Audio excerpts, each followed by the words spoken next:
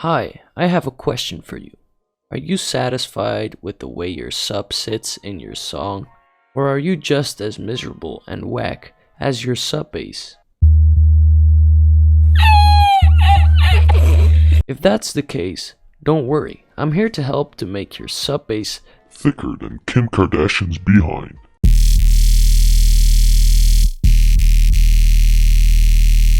I'm your host KrypteK, and this is how to make a fat sub. Yeah, boy, boy, boy, boy, boy, boy, boy, boy, boy, boy, boy, boy. Step 1. Make a new channel with your favorite synth plugged in. In this case, I'm going to use NI Massive, but you can literally use whatever synth you prefer. As most of you know, a sub bass is basically a sine wave played at a very low pitch. A sine wave at a very low pitch. Now, there are of course some things you can do inside your synth itself to beefen up your sub bass already. The first thing you can do, put a bit of square wave in there. I also let it pass through this distortion effects.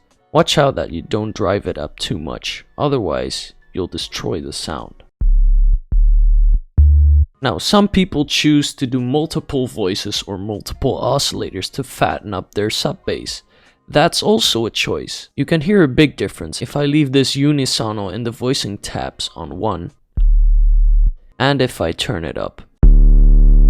Let's just keep it at 1 for now. Now, as you can see, my preset is clipping, but this is actually an artistic choice. That's right, I'm doing this with intent. It adds a tiny amount of distortion, and that is something I actually need for this fat sub bass. So that's basically it for the preset inside of Massive or whatever synth you have opened up. Now we can move outside of it in the mixer and put some extra effects on it to make it extra thick. First thing we do, of course, is add an EQ. We want to make some minor adjustments. Turn on this low cut filter and drag it up just a tiny bit. There we go. Also make it sharp. Next you want to get this high shelf and you want to drag it down. This takes out most of the harmonics in the sound and leaves space for the fundamental peak. Next you're gonna want to compress that shiz. My compression threshold is usually around 30 decibels, the ratio between 3 and 5. I leave the makeup gain at 0, so I can just adjust that in the mixer itself. A 0.7E, the attack on 0 milliseconds, and a pretty long release of around 50 milliseconds.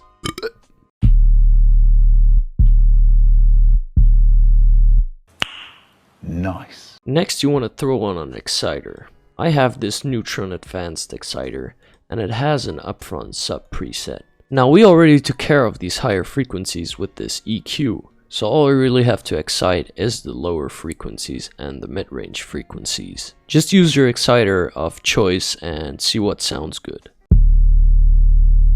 Last but not least, you want to drag in a utility plugin to give your sound a place in the stereo. Now the rule of thumb I follow is that most heavy, low sounding and prominent elements of your song are supposed to be nice and tight. So that's what I do. Alright, for the sub bass, that's everything there is to it.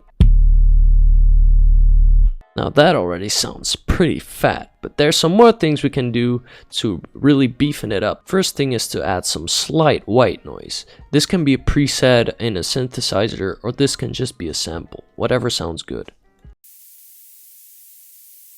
Hold on, let me cue the lower part.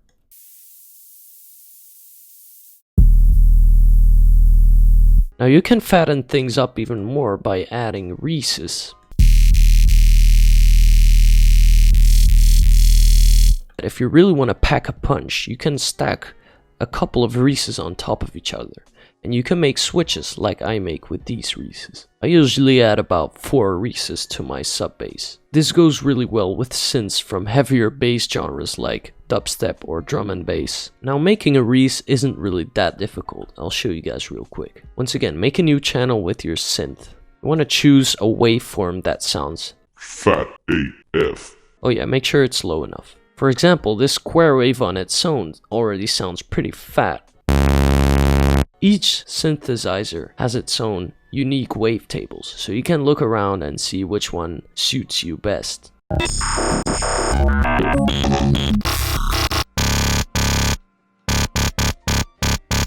Step 2 is to add an equalizer and drag this low cut all the way up. Also add a high cut to get rid of these unneeded frequencies. And once again I put on this effects to make it a bit wider. There you go, that's how you make a reese. Now of course some waveforms sound way better with the sub bass. You'll just have to experiment a bit. You can also experiment a bit with delay on your reese, like I did in this preset. And that's basically it. That's how I make my sub bass. There's a lot more to it than just a basic sine wave.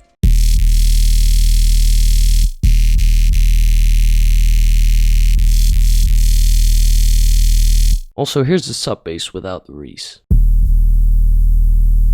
Now, if this tutorial helped you, please share it with your friends on social media. Comment your tips and techniques so everybody can become educated. Also, follow me on SoundCloud and like my Facebook page. Link in the description below. Okay, bye.